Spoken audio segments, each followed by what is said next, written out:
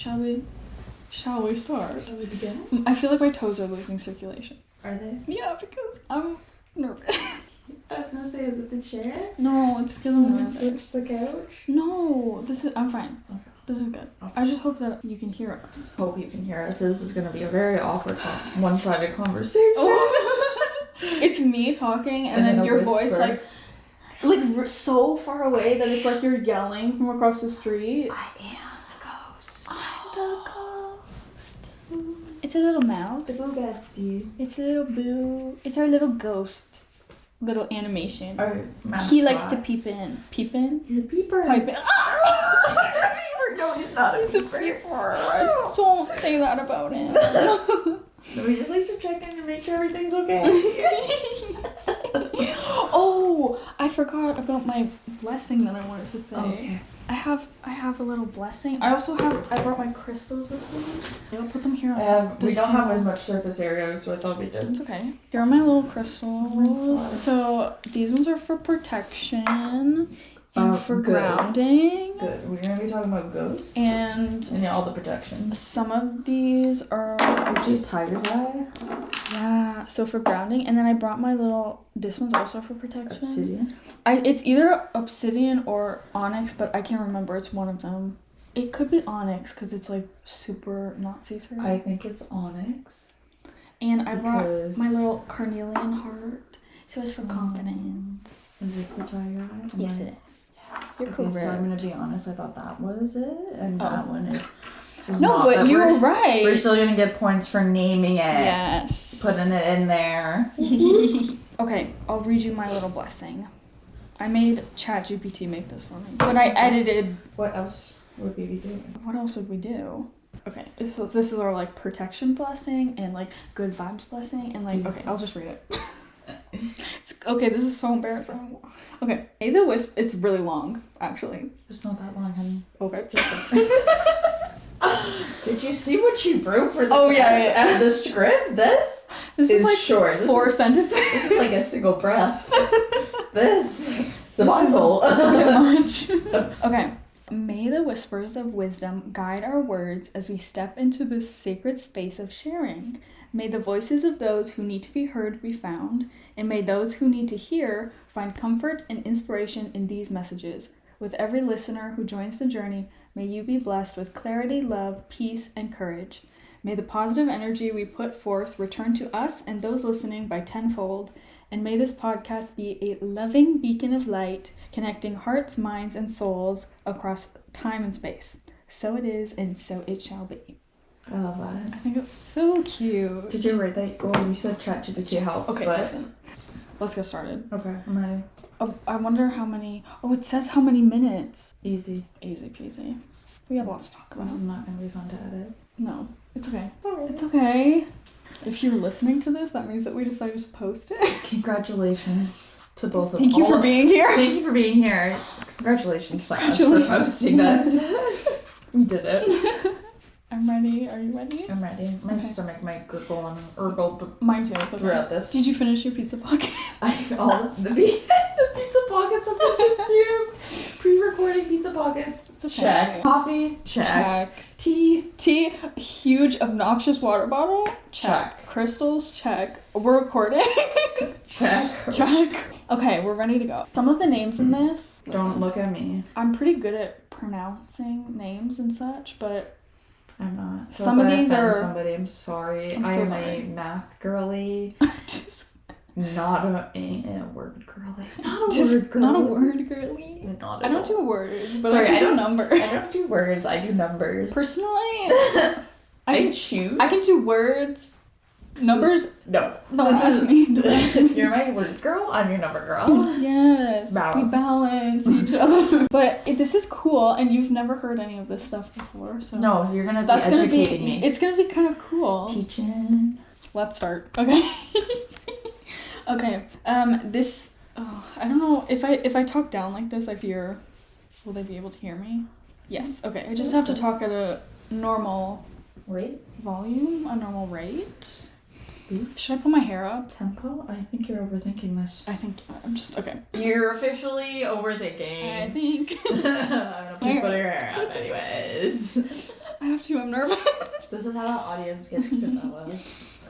This is the first ever episode, so here's what you can expect for this podcast. If you like spooky stuff, history, magical things, a tiny bit of true crime, Love it. and general mysteries of this world and others, wink wink, then this may be the podcast for you. It's only right that we pay proper homage to our podcast name. So I thought that it might be fun to start with the Boston Tea Party. Very fun. Because it's called Tea Tales and Talks. By the way, welcome. I forgot to introduce the podcast. Our introduction. Okay.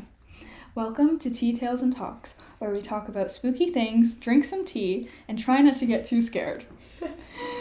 I'm Sarah. I'll be your host. And I'm Mackenzie. I'll be your co-host. For these strange and occasionally unsettling tales. So grab a cup, make yourself comfortable, and let's see what mysteries we can explore today. This is really cool. Some of these stories are actually I'm excited for them. You've done a lot of research for us this afternoon. I have done a lot. Okay.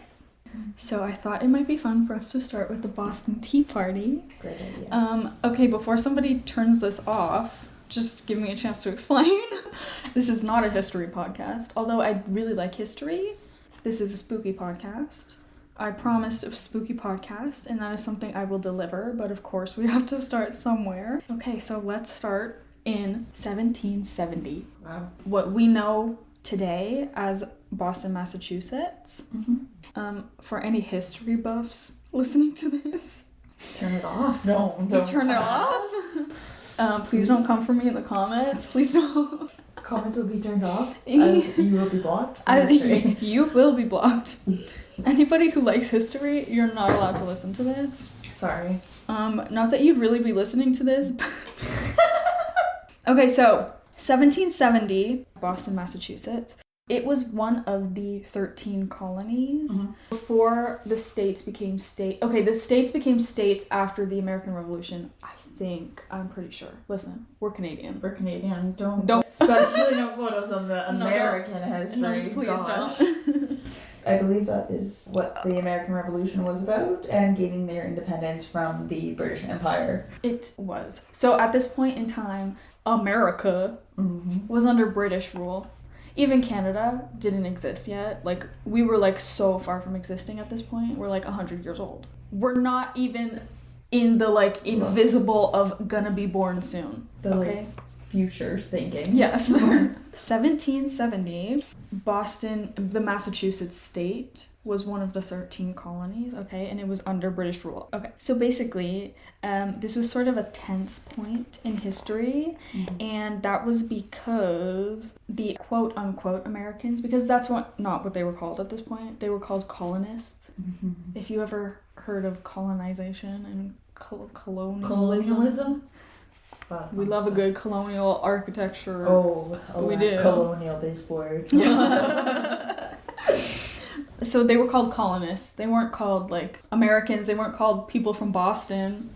None of that existed yet. Okay, so when I say colonists, that's who I'm referring to. Gotcha. Okay. This was a really tense point for the colonists. They were becoming less and less tolerant of the imposed British taxes and their laws and their policies that they were enforcing. On this specific day, March 5th, in 1770, British troops were stationed in Boston, as they often were, to enforce general laws such as the Townshend Act, which imposed taxes on goods like paper, paint, glass, like everything. Also, like, absolutely all your, like, building materials and, like, everyday stuff. So everything you need to live. Perfect. And make a living. Beautiful. They were imposing taxes on those. Classic. Okay, so they imposed taxes on all of those goods and specifically on tea. Oh, you gotta hit them where it hurts. Hit them where it hurts. So, there had been a lot of reports at this point of frequent arguments and spits between the British soldiers and the colonists. Yeah, I can see that. They were getting upset because they're like, first of all, why are you guys here? Why are you here imposing all of these taxes on us? All your rules. At this point, it was like they were increasing taxes for more and more things and imposing taxes on not just like basic things or like in general. It was like a lot more. So They it just was kept increasing them. they were I don't cracking know. down, if that makes sense. Yep. Due to both the increased taxes Mhm. and the unwelcomed occupation of the soldiers. So they were just like for example, in today's time, if like the military decided to just be posted up like on all the busy streets and outside of like That's what it was like when we went to Mexico. the arena. Yes, it's definitely They had the government just station soldiers. Obviously, it was for our protection as for tourists, safety, yes, but still intimidating and kind of scary as of course. go away about your everyday lives. And this was like not for their safety. This was for imposing their laws Yeah. onto them. So basically making sure that they're doing what they want them to be doing. So Nice. that's a little bit scary Yeah. in of itself. So tensions were on the rise when a group of colonists began provoking the British soldiers, throwing rocks and snowballs, which of course. I mean, if you put people together and they don't already agree, you're gonna just kind of... This stuff will happen for sure. This small scuffle soon became very chaotic when more and more colonists and soldiers joined in. So it said in my research that one of the soldiers got hit with something. It's kind of like unknown what he got hit with. Like it could have been a rock, could have been a snowball, Could have been anything at could this have point. been any. He could have not been hit. Right? This is alleged. This was like 300 years ago. So Tea with a we're grain just of salt. yes. This soldier got hit with something, and then somebody in the crowd shouted fire. Great thing to get Which everybody quote going. unquote confused the soldiers and caused them to begin shooting into the crowd. Okay, I'm gonna take a pause here. Not a pause, but like a pause in this story because pause. at this time, like they didn't have guns like we have guns today, No. right? It was muskets. Those are like something to reload. So that is insane. They had muskets, so they were boo, boo, boo, boo. For one for one shot. I've never seen it. So they're shooting how to load a musket, and that sound effect should pretty much go right along with the video that you find.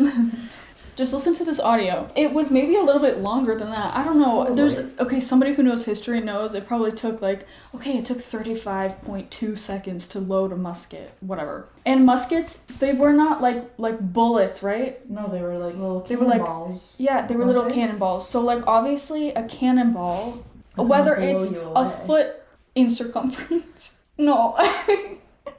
No, yeah, it's diameter.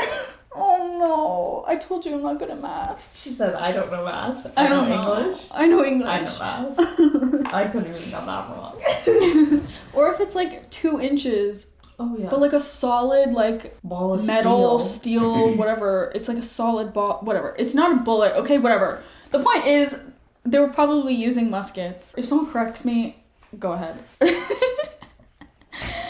My whole point of that is Crazy. that it was causing a lot of damage. Okay, those I feel like guns it's also caused like a quite lot of the damage. like going from a fist fight to a musket fight is quite the like leap. It escalated quickly. Yeah. And again, we don't know whether or not it's true if a soldier actually was hit with something or if this was just like a They thought they were or something. yes. Or But also, if it was a snowball, really, we gotta start firing muskets yeah. for a snowball fight? 5 colonists were killed. Mm-hmm. This is I have to note to this that one of the people that were killed was a black and indigenous man named Crispus Attucks, who a lot of historians have considered to be a martyr in the American Revolution. Mm-hmm. So kind of interesting that this like little thing that happened ties into the entire American Revolution. This made the Bostonians even more anxious and irritated with all of the station soldiers and the imposed rules that they were trying to impose. Enforce, yeah. Mm-hmm. Who's English girl now? So this was called the Boston Massacre. They named it. Gotcha. And the reason that they named it, Even though they called it a massacre, even though it wasn't like it was 5 people. But the reason why they named it and they kind of made it a really huge thing was because they used it as sort of a propaganda amongst the other colonies So Make it this seem like they were really imposing. Yes, and their this rules. was trying to get more support and more outrage for what the British rule was doing to all of the colonists. Yeah, I guess that kind of makes sense. It's a good way to use it to Mm-hmm. for your benefit. Perhaps positive propaganda, if it could be. Maybe. Can it be? Okay. Can propaganda be positive? Comment down below. Comment down below. Okay, so let's skip to 1773. Okay. So 3 years later, now the colonies are getting real pissed with the British occupation. So specifically the high taxes on goods. So like I said before, it's everything that you need to live and everything you need to make a living off of. They were imposing taxes on. We're going to talk about specifically the creation of the Tea Act. You know, tea tails and tops. Of course, we gotta talk about tea. Of course, we have to talk about tea. So here's the tea about the Tea Act. The Tea Act was set up to let British East India Company sell tea for lower prices than the American merchants, which basically gave them a monopoly on the entire tea industry. So this pissed off the colonists to no end, the Tea Act, because they're creating a monopoly on tea. So anybody who wants to sell tea is screwed, basically. Also, there's no coffee, so... I don't think that there was coffee at this point. I mean, no. Okay, listen, let me backtrack a little bit. Let me go back. There was definitely coffee in existence, but coffee was not, I don't think it was like in the colonies, because... The mid-1600s. But it wasn't until the 1700s that coffee plants were introduced to the New World. Oh, yes, because it was discovered, quote unquote. Okay, so... 1773, December 16th, in the middle of the night, a group of Boston men who called themselves the Sons of Liberty, Of course. Liberty, okay, disguised themselves by wearing blankets and covering themselves in black soot. So I have to note, in some of the things that I read, a lot of people think that they disguised themselves in Native American garb. And specifically in that area, it was the Mohawk tribe. So that's what some people said. But I actually looked on the Boston Tea Party Museum website, and I was looking through comments and stuff, and I found, I think it was the owner of the museum right now, and she wrote a post about why people think that. It had something to do with feathers. She said, actually, that the Sons of Liberty used to wear feathers in like their hats or whatever on their heads as a sign of freedom and autonomy. So it really had nothing to do with Native American, nothing to do with it. But we'll also say details are always lost to time, so it could be that that was the case. But who knows what they were really trying to think? Yes. Because you said it was at night, right? Like, maybe they were just trying to camouflage themselves and get them, like, as... Yes. They're not actually being caught. The whole point is that they were in disguise. What they were wearing is up for debate, but the point is that they disguised themselves. Yeah. So, in the middle of the night, they snuck onto British ships that were docked in Griffin's Wharf, and they dumped 342 chests of tea into the Boston Harbor. Screw you. We don't need your tea. You're gonna tax us. We're gonna toss it. Tax us? Toss it. Toss the it. tea. You want to tax the tea? What tea? But, like, What think tea? about it now. Like, you think about, like, the Boston Tea Party, and it's such, like, an iconic event and situation for them to really... This was a big political movement, like, like, put their foot down and finally, like, stand up for themselves. Even in human history, it's kind of a good, like, they're standing up to the man. Yeah, but, like, what a creative way of doing it instead of, like, inciting more war. I mean, they did that eventually. I mean, that happened. They did do it. This does lead to War. The American Revolution. So I'll kind of get to that a little bit, but yeah, good for them for sticking up for themselves. Okay, so this protest angered King George, who was the monarch at the time. Yeah. Oh, King George III, to be specific. And the British Parliament implemented even more restrictive acts onto the people of Massachusetts. Specifically that colony, that was where Massachusetts is. So they did this because they thought imposing more rules and taxes and whatever on them was going to deter the rest of the colonies for following suit. Yeah, like trying to copy what they're doing. They don't want people to gather. They don't want people to connect, Just obviously. Keep them scared. Mm-hmm. Unfortunately, this actually made the colonies stick together even more. Perfect. Because if you tell Americans not to do something, they'll do the opposite. They're gonna do the opposite. Y'all do you. So this sparked the process of the American Revolution. Because event specifically and the reaction of Parliament and the Crown made the colonists think like, sorry, we don't want to be controlled by you anymore. Yeah, like this is the last straw. This is the last straw. This was the last straw for them. Mm-hmm. So when some significant event happens, there's always some like weird or spooky or paranormal something that's tied to it, right? Of course. There has to be. And what's... If not, why are we going to talk about it? Why are we talking about it? And what's spookier than angry Americans? Absolutely nothing. Angry Brits. I think I could name a few different countries that have some very scary people and they get angry. It's just a joke, guys. We're going to work on the jokes for next episode. Okay, we're going to work on the jokes. It's just our banter. I thought it was funny, though. I like it. So... Boston and Massachusetts in general isn't just significant because of the Tea Party, but it also seems that Massachusetts is sort of a playground for paranormal, magical, and strange occurrences all throughout history. So we obviously have the very infamous Salem witch trials that happened in Massachusetts. Yeah. We have the Lizzie Borden murder. Mm-hmm. That's pretty significant. The Bridgewater Triangle. Okay. General ghost sightings and other crazy urban legends. I am planning on later episodes covering some of these, but if there are any other stories or cases you guys know and love and want to hear me talk about, let us know. Mm-hmm. But for now, I would like to talk about some of the lesser known paranormal stuff going on in Boston. Mm-hmm. Okay, so we talked about the Boston Massacre, 1770. Mm-hmm. Boston Tea Party, 1773. Yeah. I just read it and I forgot already. Go down, I almost missed it. So, a lot of sites linked to those historic events have been reported to have some strange activity. There's a particular place in Boston called the Old South Meeting House, which held very many meetings in history, specifically meetings for the Sons of Liberty. Oh. So that's an interesting connection. Full circle. And specifically, okay, again, whether this is true or not, this is just what I found in the research. Leading up to the Boston Tea Party, the Sons of Liberty were holding their meetings in this old meeting house. I had a hard time finding any specific reports, paranormal occurrences in the old meeting house and church. I guess it's like two. Oh, like it's kind of like, you know, when churches were built, they would build like the priest house right beside it, so it was like same grounds. So they're the same. Yes, they're together. Yes, they're together. The church and the meeting house were together. Gotcha.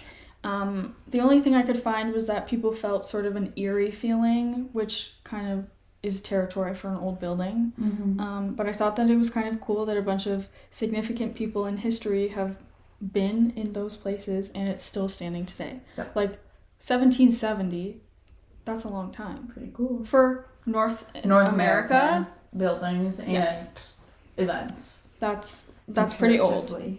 There was one story that I saw which I couldn't verify if it was true or not. I found it in one place, but I couldn't get anything else. Was that a firefighter had passed away in the building and is sometimes seen. And then also, this is like super creepy, but people say that they see a figure in the church area before someone dies.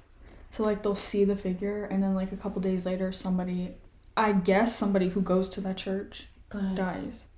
Ooh. So that's really creepy. The actual Tea Party ships have been converted into a museum, which I thought was pretty cool. That's pretty cool, but they're definitely haunted. They're not. As far as I could find, the actual ships themselves, I know, I was like super bummed out about that. If I was a ghost, I feel like that would be a good place to haunt. Yeah. And hang out. And there's lots of people coming in. Yeah, and you're like prize on like the water. Victims. You're in a boat. Hello. Girl. Why aren't you guys haunting the boat? Interesting. But yeah, I thought that was kind of... We're gonna have to go visit and test it out ourselves and see if we feel anything eerie. I think we're gonna have to investigate. Yeah.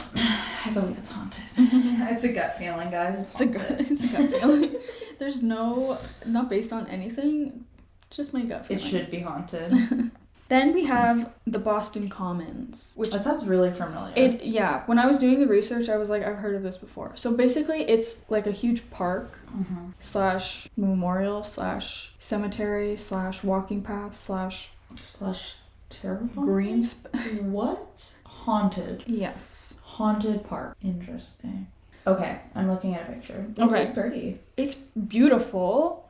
This looks very peaceful and nice and probably definitely haunted. Okay. Well, it looks beautiful. It's beautiful, yeah. Its appearance is beautiful. It was founded in 1634. Wow. That's crazy. And the Boston Commons is actually the oldest public park in the U.S. So that's really cool. This was a location for many events, gatherings, hangings, and long... Did you just say hangings? I did. It was also used as a long time burial site. So, beautiful, but, okay. So is there specific places where they have dead people? Okay, good. It's not just like there might be some dead person. Oh, she said well. There are specific places. Yeah. Where they have, there's a specific graveyard. Mm-hmm. But I'll get into some of the stories and... Awesome. I can't wait. We'll find some things out together. Okay, so in the Boston Commons Park, there's a great big elm tree nicknamed the Great Elm, which was actually a meeting place for the Sons of Liberty. Isn't that? Look at these connections. I mean, I'm looking at a picture or an old drawing of it, and it looks like a pretty good landmark to use. A nice sturdy tree. Elm tree. I like elms. Me too. They're very nice. Very nice. So it was also used for public hangings. So. The elm tree? Yes. Okay. So nice. Not that big of a fan anymore. Yes. The good old hanging tree. The mystique, the beautiful mystery of it. Yeah, it was a public hanging tree. And apparently they would leave executed victims hanging for days to send a clear message to everyone else. Don't do what they did. So actually the tree was blown over in a storm in 1876. So it no longer exists. It was a ghost. Unfortunately. The ghost had blown it over. I mean, oh no. Could have been. Hanging tree is gone. Yeah. This storm blew it over, and unfortunately it seems that a lot of the victims of the Great Elm may still be lingering. Oh, yeah. Public hangings ended in the Commons in 1817. So 50 years before the hanging tree was blown over, they stopped public hangings. It was just an elm tree at that point. So there's a place in the Commons called the Central Burial Grounds. Or burying grounds. So these are home to many, many, many graves and ghosts. Definitely many. There were, oh my gosh, this is crazy actually. There were around 5,000 burials here. But there are only 487 tombstones. Where is everybody else? So here's a story. Where are they, Sarah? I don't know. Stop. I have a theory. Let me hear this theory. I don't think you want to know what it is. No. Oh no. She said they're in the ground. They're in the ground. They're all over. They're everywhere. Ooh. That was scary. It was spooky. So 5,000 burials. I guess that it was documented 5,000 burials. That's just what's documented, right? Girl, I believe it. They definitely took records of numbers as twisted and morbid as they are. I know. But can you imagine at that time? That's a lot. How many maybe they didn't record? I don't know. That's wrong. I'm just saying it could be more. I understand how human error can make the mistake, but still. I know. Crazy. So this is kind of a one of the little stories that I found. In 1894. They were trying to construct a subway. It was on the corner or around Boylston and Tremont Street. Okay. We don't know where that is, but if you know where that is, let us know. Is it spooky? Is the subway place still there? Okay, so 1894, they're digging some stuff up. They said hundreds of British soldiers were found buried. Hundreds. In the ground.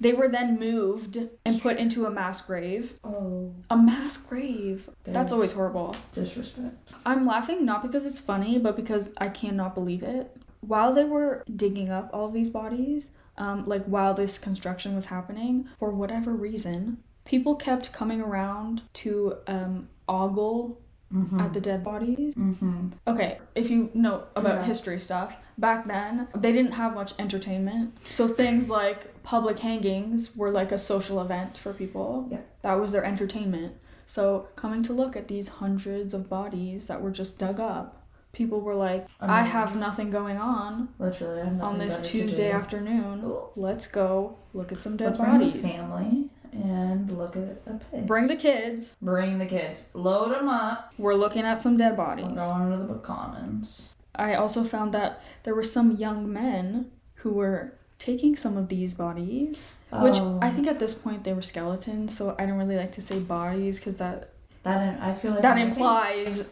it was they have, like, the skin and the gore. Yeah, no. I think it was long, like afterwards. It was a couple hundred years after they were there. Done. Yeah. So they're skeletons. So a couple young men took these skeletons and auctioned them off.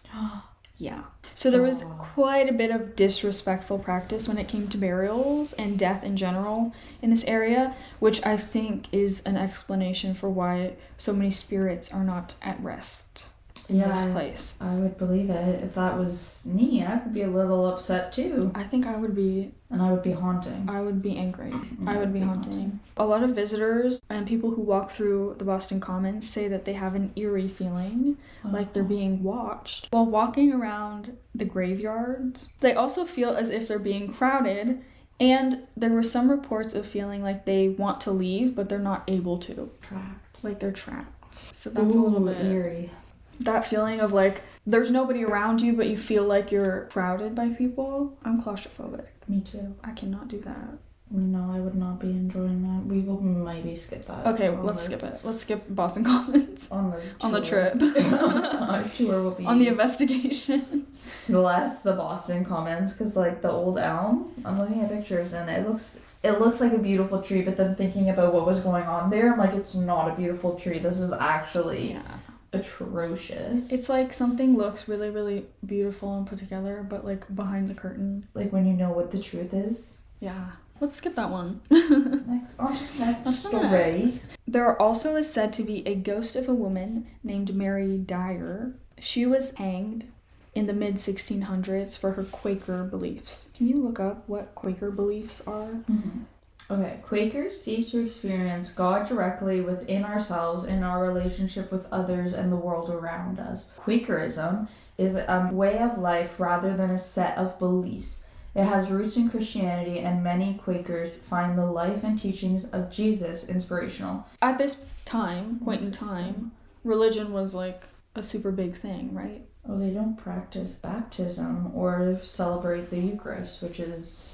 the body of Christ. Interesting. So basically anybody who had a different religious belief than like the main ones, like people didn't like you. Okay? Shocker.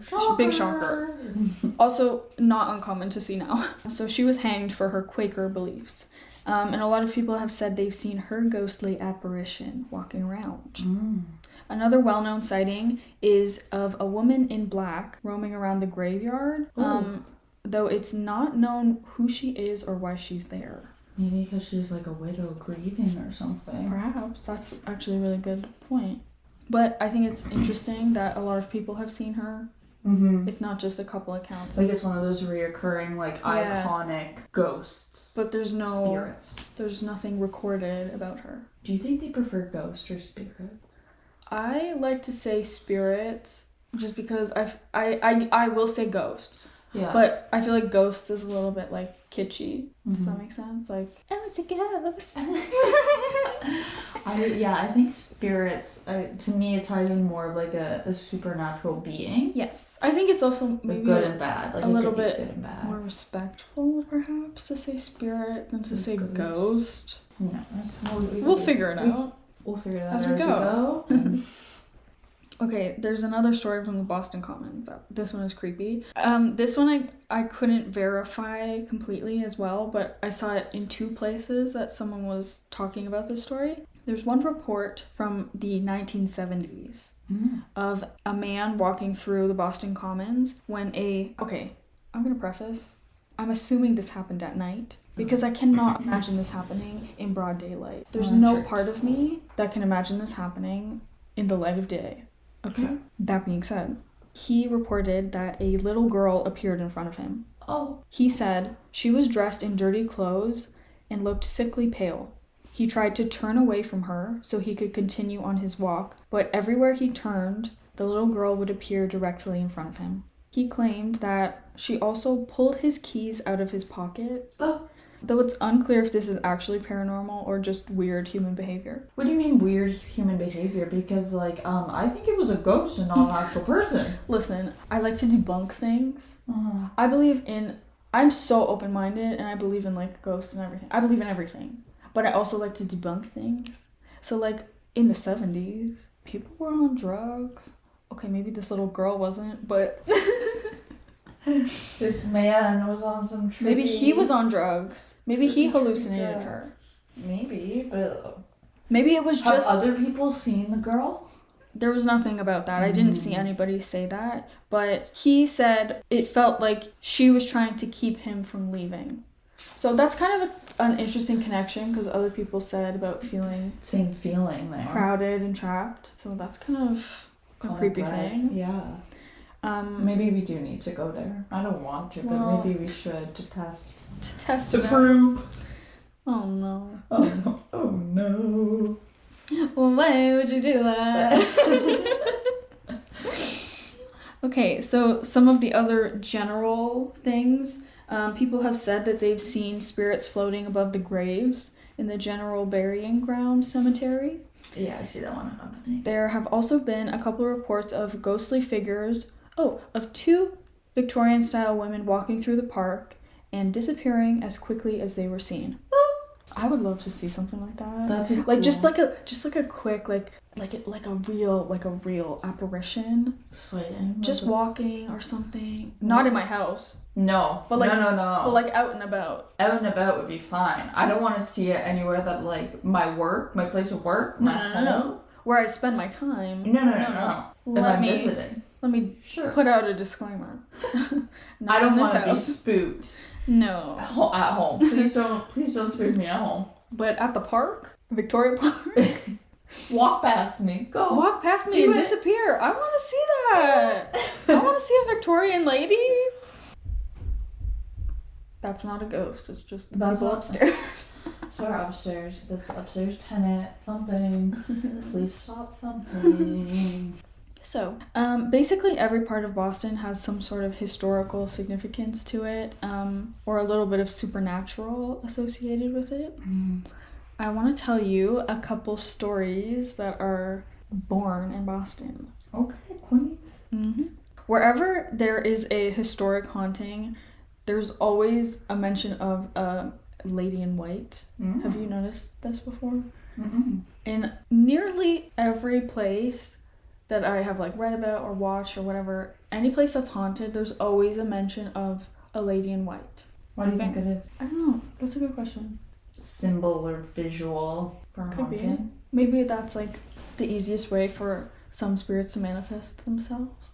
True. Lady in white. The easiest thing for people to actually pick up on and see. Your typical kind of ghost concept. Yeah. Yeah, it's a white sheet. Yes. Is the most basic stereotypical ghost. What you would think of. Oh, interesting. In our psyche. It's just deep-rooted that it would be this flowing figure. Flowing white figure. So we already have this preconceived notion rather than it actually possibly looking like a human being. Yeah. A physical person or a light source or... Yeah, it's easier to wrap your brain around it's a ghost. It's a white sheet. It's a white sheet. It's a white figure. It's a lady in white.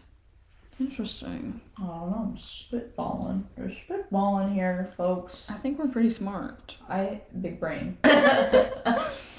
Okay, so we've heard of the lady in white. Yes. But have you ever heard of the lady in red? No, but that seems scarier. Let me tell you about it. Years after the Boston Tea Party, and as the American Revolution had come to an end in 1776. That's where this story begins. Mm-hmm. One of the many, many ships that were leaving the Boston Harbor in direction of Britain. Yep. So after the American Revolution, they wanted to kick out all of the British people. And some of them were ooh, we're not under British rule anymore. I want to go back home. Yeah. These are not my people. Yes, these aren't my people. Yep. Exactly. So there were a lot of ships leaving from the Boston Harbor. Uh-huh. Among them was a newlywed couple, William and Mary Burton. They're ready to leave. They were go back home. They were newlyweds and they wanted to start their new life in Britain or England or one of those, you know? Mm-hmm. Unfortunately, their story, like so many along with them, was cut short when suddenly the ships were being ambushed by the colonial army of George Washington. Damn. So at this point in time, cannonballs were the common weapon, just like muskets, right? Mini cannonballs. Yep. They were commonly used for distance attacks. So if you're far away, you're going to use a cannonball because obviously your musket isn't going to go. It's not going to hit them. More than a couple feet, right? Listen. I think. I'm not a historian. I'm just... We're speculating. I'm just saying things and hoping people believe them. We're podcasting. So, unfortunately and very sadly, Mary Burton was struck in the head with a cannonball. Holy crap. That probably took it right off. Miraculously, she was still alive. No way. No way. But she suffered terribly for days following her affliction, and then she eventually passed. I think I would just... take me out right if away. You were hit with a cannonball... I think that's incredible. She even survived that. Girl, damn. A couple days. Take me out. Respectfully. When she finally passed, her husband William begged the colonists to let him come ashore again, because remember they're on a ship when this happened. So he was begging them to let him come back onto land to give her a proper burial, as he should. Goodness. It said that they took pity on the young man and they allowed him to bury her on Long Island. Not to be confused with Long Island, New York. Long Island, Massachusetts. I think it's just a little island in the Boston Harbor, so it's not like a city, a town, a place. It's just literally a chunk of it's a thing. Long Island. It's a Long Island, literally. Does that make sense? Wow. What a nice thing for them to do. What a nice thing. We'll just pop over on this little embankment and you can just... It's not little, it's long. This long embankment. You can just bury them. And then we'll be good. Now we're going to continue on. Since they were confined to the ship, they had little in terms of clothing. But he was determined to dress her in proper burial attire, obviously. He didn't want her to be in, like, something disgusting. So William found a bright red blanket that Mary had brought aboard with her, and he stitched it into a makeshift dress. Stop, that's so cute. He buried her and made a driftwood headstone. Sadly, he had to leave shortly after. It's said that over the years, fishermen on this Long Island have spotted the eerie figure in red wandering around. They sometimes hear sighing sadly before completely disappearing. Oh. So Long Island, this one, the literal island that is long, is currently unoccupied and rarely touched, so there haven't been any recent sightings of her. I saw on a lot of sources, people wonder if she's still wandering around the empty island looking for her husband. That's such a sad thing to think about. That is sad. She probably is. She probably is. Probably lonely. Like, imagine you just got married. You're looking forward to moving to a new place / your old home. Your new life is about to start and all of a sudden it's taken away from you. Well, that's not all. Oh. There's another lady in the Boston Harbor. Oh. With an equally as tragic story. Oh. There's another small island off of the Boston Harbor called George's Island, which is home to the famous Fort Warren. Famous to possibly the American. So, Fort Warren is famous because the fort was built just as the American Civil War began, and it served as one of the main defenses for the harbor. Following that whole period of time, it was used as the headquarters for the harbor defenders in World War I, and then as a control center during World War II. Interesting. That's pretty cool. Fort Warren has also been used as a prison at various times in history. Currently, it has been reopened to the public, and it serves as a tourist attraction and museum. I feel like that makes sense. So knowing the history of this place, it's been around for quite a while. It's seen very many battles. It's seen a lot of death and destruction. One well-known story from this place is the story of Miss Melanie Lanier, or Lanier. We're Canadian, so in my heart it feels like it's Lanier, but it could be Lanier. Okay. Miss Melanie. Miss Melanie. At this point, Fort Warren was being used as a prison during the Civil War. Melanie's husband was a Confederate soldier being held there. Interestingly, she decided to disguise herself as a man and sneak onto George's Island to come to his rescue. Go off, Queen! Well, I assume she thought she would sneak onto this island and then sneak her way into a literal fort prison. Not only was she sneaking onto this little island, she was sneaking into a fort prison during the Civil War. Girl, she really thought she could do it. She was doing it. That seems like a lot of effort. A lot of effort. Well, it didn't go... There are more fish in the sea, girl! Definitely. Well, it didn't go entirely as expected. Shocker, she didn't get out of that seamlessly? It didn't go all according to her plan? What? Well, somehow, not only did she break her husband out of where he was being held, but she also broke out the other Confederate prisoners. Stop, she freed them all. And proceeded to sneak them all back out of the prison and off of the island. Wow. Very optimistic, in my opinion. What a one-woman show. But people do crazy things for love, I guess. They do. So the details of the rest of this are a little bit fuzzy. So it's unclear if she successfully got her husband / the other prisoners out of the building or not, or if they were in the process of trying to escape, but they were caught. Inevitably. Obviously, dare I say. Basically, her plan was halted by them being apprehended by Union soldiers. So she was desperate to help her husband and herself escape. So she shot at a colonel trying to arrest them. Unfortunately, her pistol backfired. Instead of shooting the colonel, she turned around to her husband. No. Lying dead on the ground beside her. She tried to save them and shot. She tried to save him and she killed him. That's why you don't do shit for a man. Sorry. Sarah's moral of the story. Never do anything for a man because he's gonna die and you're gonna end up in prison. So her pistol backfired and she accidentally shot her husband. That's crazy. She was then tried and arrested for real this time. She was tried as a spy and she was hung at the fort. She was still in her gentlemanly clothing when she was arrested. And since this was a fort and a prison, they didn't have women's clothing. Yeah. The guards dressed her in some old black robes they found as she was executed. Since then, soldiers throughout history have been reporting experiences of seeing the figure of a woman wearing black.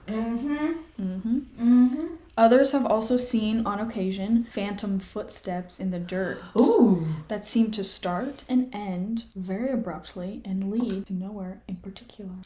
Many visitors touring the old fort have also said the lady in black has appeared to be wandering around the island aimlessly and standing on top of the entrance arches, looking down to people who are visiting the island. She's trying to find her hubby. She's trying to find her husband. Well, she killed him. I think she's maybe she's just like... Maybe she's just trying to escape again. Maybe. She's just reliving the Maybe she's reliving it. That's sad. It's very sad. You're going to all of these lengths. This effort. Save your man, and you are the one who ends up killing him. By accident. Obviously by accident. Obviously, but that's devastating. I would be so annoyed. It's so close. Honestly... close. I would be so annoyed too.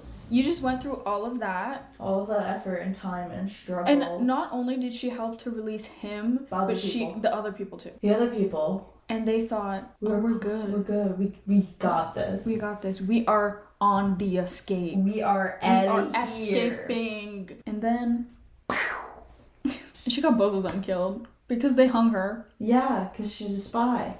Because they thought she was a spy. Okay, so... keeping on the topic of the Boston Harbor Islands, let's talk about the last of the ladies of the islands. Okay. So the Boston Harbor actually has its very own lady in white. Okay. So I dropped a couple breadcrumbs before, but they actually do have a lady in white story. Okay, so in the late 1800s, a community of Portuguese fishermen and their families moved from Long Island to Pedocks Island for better fishing grounds. Okay, kind of makes sense. Mm-hmm. As fishermen would you move need to go where your better fishing money grounds. is going to be. Exactly. Yeah. One of the fishermen had a young daughter. Her name is unknown, but she was quite the talented piano player. Oh. It's really sweet that that's like a documented thing that she played piano. When the First World War started, the 55th Regiment of Coastal Artillery Corps moved into Fort Andrews, which was on the Pedocks Island. Okay. So typically, contact between soldiers and common people was very limited for obvious reasons. But since this young lady was so talented, she would often visit the fort once a week, they said, to play for the soldiers. Oh, gotta keep them entertained. Consequently, the young woman fell in love with a soldier, and they quickly became very smitten with each other, spending as much time as possible with one another, and they were planning to marry soon. So, very sadly, the coastal artillery was sent away to France. Right, this was World War I. Yeah. Deployed to France. Along with them was the soldier that she was in love with. Every day, the young woman would check the newspaper for any news of the war in Europe, hoping and wishing for his safe return. 2 years had passed since he was sent away, and the war had finally ended. So naturally, this should have been great news for the woman. He's coming home. She was anxiously awaiting her lover's return. Yeah. Of course. But one day, when she gets her usual newspaper, she sees a wedding announcement from overseas. She then sees the name of the man she loves, marrying a woman in Europe who evidently was not her. No, it was not. Can you imagine that? I'd be pissed. You waited 2 years for this man. Also, they didn't break up. You still are thinking... They were still planning to get married. Well, she was. That's true. Well, I don't know what he was planning. What a dick move. Like, that's not... It's a really awful thing to do to somebody. In her sudden, overwhelming grief, she ran to the fort to play the piano. Aww. It's said that she played all through the night and all through the next day. She played intensely and emotionally. Mm-hmm. She played until she died of a broken heart. That's very sad, but understandable. Now, that's a horrible story, right? But it gets worse. Oh. Okay, so... It can get worse? At that point, the war was over, and the fort was vacant. It was empty. It was empty. The fort was vacant, so it was only being maintained by a couple of caretakers. So it took weeks for anyone to find her. So it was said that she was found laying next to the piano wearing a wedding dress. Nowadays, the fort is another historical site that does regular tours, and a lot of visitors have claimed to see her apparition. I believe that. And many, many accounts of hearing piano playing on its own. Phantom piano. So scary, so spooky. And some of the locals living on the island have also said to have... My tongue growling. Stop! We're recording. A lot of locals have also said they have heard faint noises being played even from outside of the fort. So they can hear piano when nobody's there and from outside. So these stories about the lady in red, the lady in black, and the lady in white definitely add a spooky charm to their respective islands, whether their stories are 100% true or just legends passed through time. It's definitely interesting to think about the spirits roaming around the harbor. An interesting fact connected to the Boston Harbor Islands, if anyone is interested in reading poems. I am. Edgar Allan Poe enlisted in the military in 1827. He was sent to Castle Island, which is in the Boston Harbor, to stay at Fort Independence. It's said that it was from his station at Fort Independence that he published his first collection of poems. I also read somewhere that one of his stories is loosely based on, allegedly, a story that he had heard from one of the other military men at the fort. Mm-hmm. I thought this was kind of a cool bit of info, but I literally had no idea. I had no idea that he was in the military. So there's really a lot going on down at the Harbor Islands. There's some other tiny stories that may or may not be true. They could be legend. It could be hearsay, if you know what I mean. Yeah. My tummy's gonna gurgle again. You feel it? I can feel it. But they're definitely being shared. People are sharing the stories. So there's one about a man that fell into a cursed well on Peddix Island and drowned. There are ghosts of Confederate soldiers around all of the different forts. People on the island were victims of smallpox, yellow fever, Spanish influenza, pneumonia too. A lot of visitors who visit the islands have also noted some strange noises and a couple weird figures. If you're anything like me and you're into this kind of thing, I hope if you're listening to this podcast, you're into that kind of thing. Otherwise, I'm so sorry. So sorry you found this. You've been listening for a very long time. Thank you for making it this far. Boston has a lot of guided ghost tours, which personally, I went to Charleston, South Carolina, and I took a haunted carriage ride, and it was actually really fun. And you learn a lot about the history of the city, and also the ghost stuff obviously is a bonus. But if you're into that kind of stuff, I think it would be worth it to go. Okay, there's only one more story left, but it's long. Okay. So our next and final story takes us to the Omni Parker House Hotel. We love a good haunted hotel. I do. No, I don't. I do. Well, I have some stories. I like to learn about them. I don't want to stay at them. I want to stay at them. You're crazy. Yeah. I love haunted hotel stories. I got a few for you then. I also have some. Okay, the Omni Parker Hotel. I'm looking up some pictures. It looks really nice. I like it's so beautiful. The wood interior for the entry. There looks like there's a grand chandelier hanging down as a centerpiece. Very stunning, classical, very beautiful, very beautiful. Tell me the spooky. So I feel like hotels are some of the most paranormal active places, if that makes sense. I agree. I feel like because they're seen by so many people. Yes. In so many different states of your lives. That's exactly right. I read somewhere a long time ago, I don't know where, or I heard it, or somebody told me this, that the reason why hotels are usually haunted is because it's a place where people go to get away from their everyday lives. They go on vacation. Some people actually live in hotels for long periods of time. They stay there for long periods of time. They enjoy their time there, but there's also a lot of murders that happen in hotels. Suicides happen in hotels quite often. Shady things happen. Yep. Weird things go on in hotels. Behind the doors, you never know what's happening. You never know. Hookups, all of that. So they're kind of a magnet for creepy things. So the Omni Parker House Hotel was founded in 1855 by Harvey D. Parker. The hotel is located on Boston's Freedom Trail and was one of the first of its kind. At this point in time, hotels was a fairly new concept. I just wanted to say that the Freedom Trail it's a bunch of stops in New England. I think it's from even more south than Charleston to more north than Boston. But there's a thing called the Freedom Trail. It just is basically historic places. That's the co-host. That's my responsibility to look at the Freedom Trail. It's basically places that have to do with the American Revolution. 2.5-mile red brick path that connects 16 historic sites. The hotel was also a part of the Historic Hotels of America. Harvey D. Parker ran the hotel right up until his death in 1884 at the age of 79 years old. Wow. At that point, his two business partners, Joseph H. Beckham and Edward O. Punkard, took over the hotel. That's just a little slice of the history. The Omni Parker Hotel has long been known for hosting politicians, stars, athletes, and entertainers.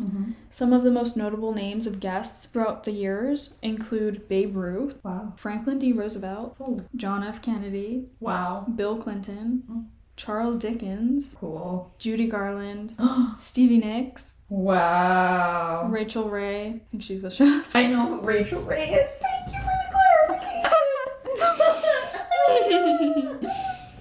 Malcolm X was also said to have been part of the wait staff at the restaurant in the hotel at one point. Interesting. Oh, this was kind of an interesting thing. Even John Wilkes Booth had stayed there, and that is the guy who assassinated Abraham Lincoln. The hotel has also made a significant impact in the culinary world because they have a restaurant inside the hotel. It's been the training ground for many internationally renowned chefs and bakers. And did you know Boston cream pie was actually invented at the Parker restaurant? I love Boston cream pie, so that's wonderful. Me too. What a fun little tasty cool tidbit. Another fun little fact that I thought was so cool. Somebody said that JFK actually proposed to Jackie O while having dinner at the restaurant. Aww. That's lovely. So many people have graced the halls of this hotel for nearly 200 years. So there's bound to be some spooky stuff, right? Of course, yeah, of course. Well, also located adjacent to the King's Chapel burying grounds and the Granary burying ground. So that might have something to do with it. So many ghosts, spirit opportunities. So according to a couple sources, the Omni Parker Hotel is one of the most haunted locations in the U.S. Ooh. This is obviously for good reason. In general, hotel guests have said to have experienced some pretty basic haunting things. So disembodied voices, mists, seeing orbs, and countless apparitions. You know, the classic. But let's get into some more specific stories with a little more background. Let's start on the 10th floor. Okay. 14 floors. Okay. And has 551 rooms, which custom cherry furnishing. So, Harvey Parker, who is the founder of the hotel, is said to be seen often on the 10th floor, usually just roaming around the halls, but on occasion, he's said to have showed up in some of the rooms while guests are visiting. One woman said she saw the ghostly figure of a bearded man standing outside the room 1078, but when she was going down to the lobby to report this, he seemingly floated away. Another woman said she awoke in the middle of the night, and to her shocking surprise, there was a man standing at the end of her bed. Scary. And he asked her if she was enjoying her stay. Then he quickly vanished. There's another report coming from a mother and daughter staying in the hotel in room 1012. The daughter awoke in the morning and said she saw a man standing at the foot of her bed. Again. Oh. She said he was dressed in 1800s style clothing and had a large grin on his face. That's terrifying. She reportedly smiled back at him before he quickly vanished into thin air. Sorry, I don't know how old this daughter was, but if I saw a random man at the foot of my bed smiling at me... I would not be smiling, I'd be screaming. I would not be smiling. The girl said she didn't feel threatened or anything, but still, I think that's a little bit creepy. Nonetheless, I'm screaming. Also, why is this ghost showing up in women's rooms? That's my real question. Perv. Like, almost exclusively women in their rooms. Ew. Pervy Harv. Anyway, so mother and daughter went downstairs for breakfast. They passed a portrait in the hallway, and the daughter gasped in shock. The man in the portrait was the man she had seen in her room, and it was a portrait of Harvey Parker. Yeah, pervy Harv. Some other occurrences on the 10th floor are reports of hearing very loud and persistent rocking chair. Some guests had even complained that it had kept them up all night. That's an interesting, sound to hear at a hotel. So, there's no rocking chair Yeah. in the hotel. There are no rocking chairs. Also, the hotel is not like wooden floor. Like you would hear creaking or yeah. anything like that. Like I look at the photos show carpet pretty much all throughout. Yeah. Specific to the rocking chair noises and the noise complaints, these happen mostly in room 1040. It gets the most noise complaint. What happened there? I don't know.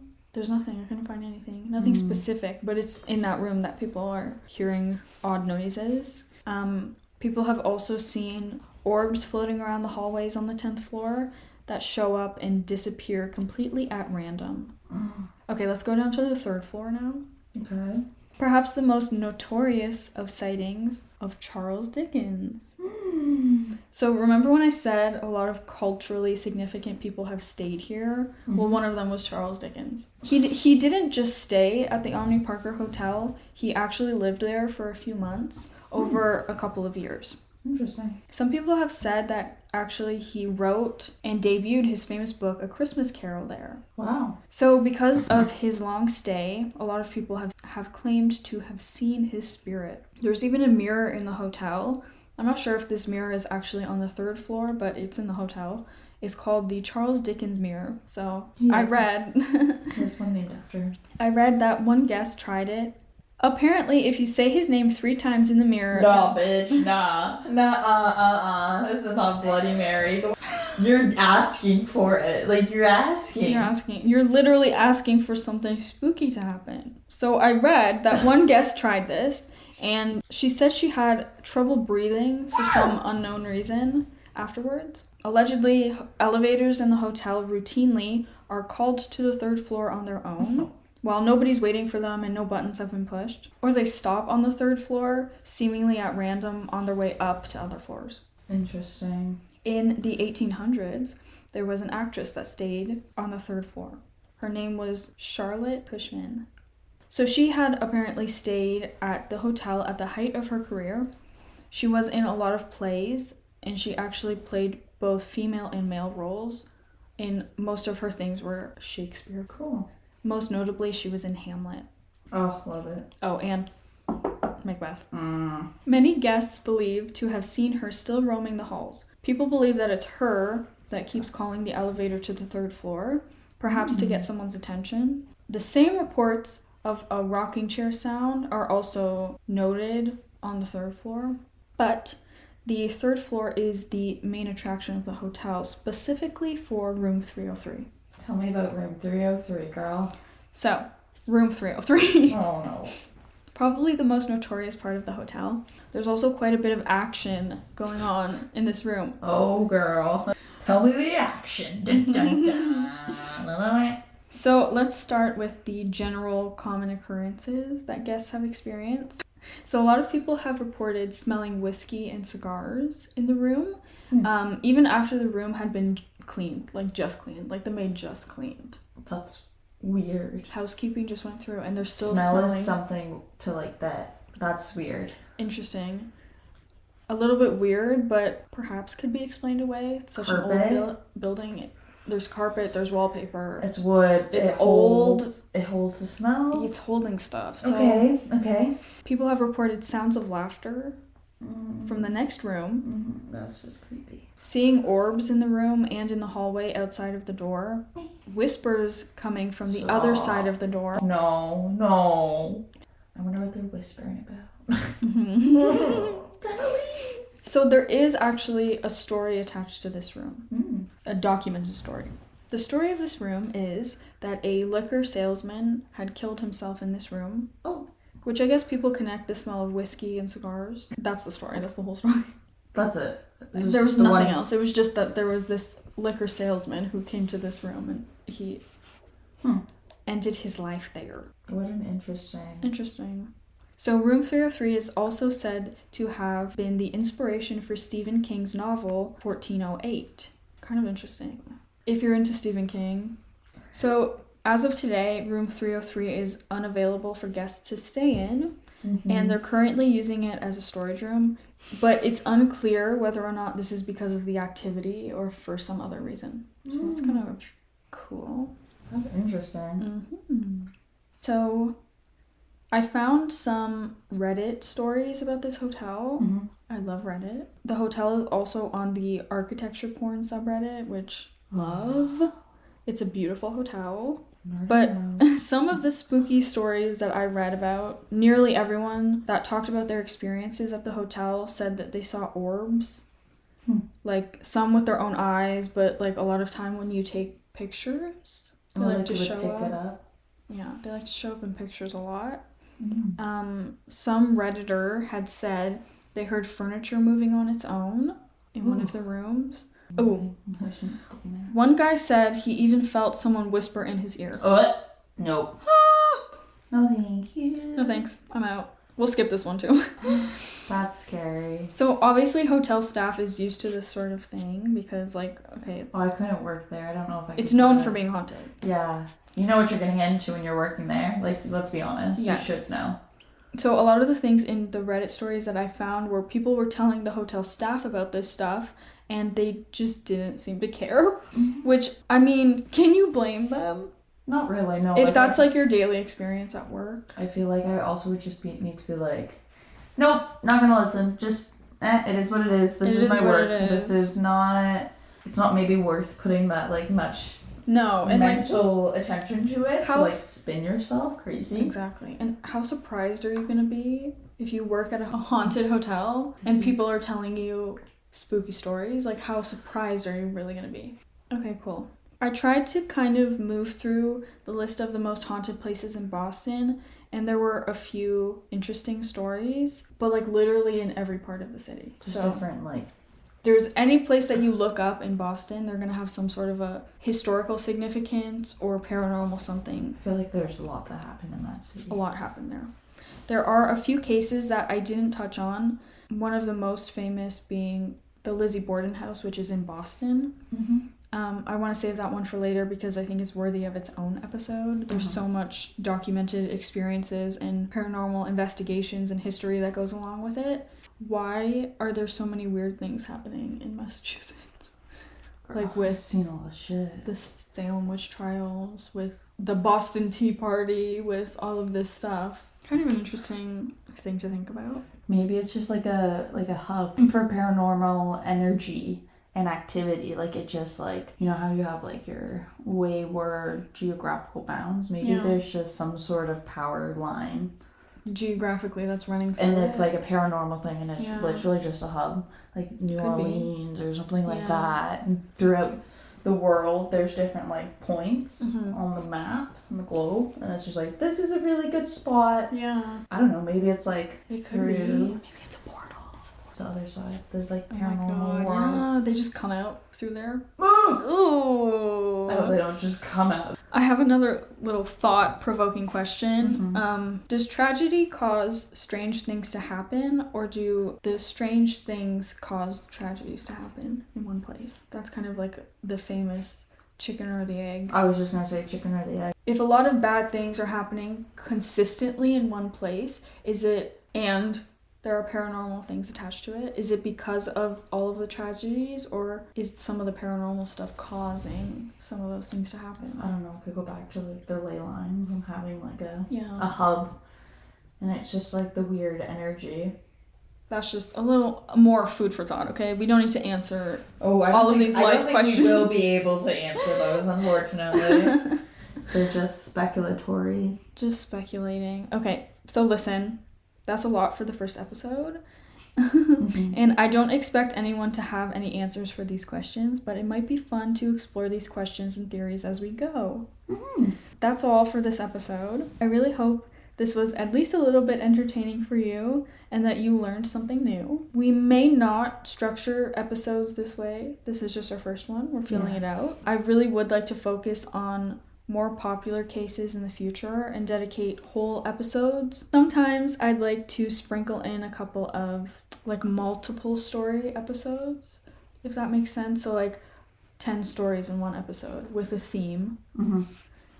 I know I mentioned earlier about the Salem witch trials and Lizzie Borden and the Bridgewater Triangle. These are all things that I'd like to cover in a separate episode, and there are lots of others that I'm really excited to do later on. Please let us know how you liked this episode. We also have an email in the description that you can send in any of your own stories or comments about the episodes, fun facts, and maybe further explanations about what we've talked about.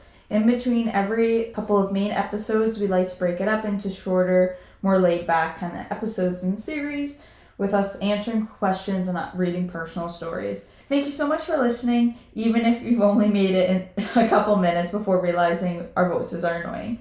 If you managed to listen all the way through, thank you, truly, from the bottom of our hearts. We hope that you had a wonderful day and or night and or early morning, afternoon, or whenever, wherever you're listening from.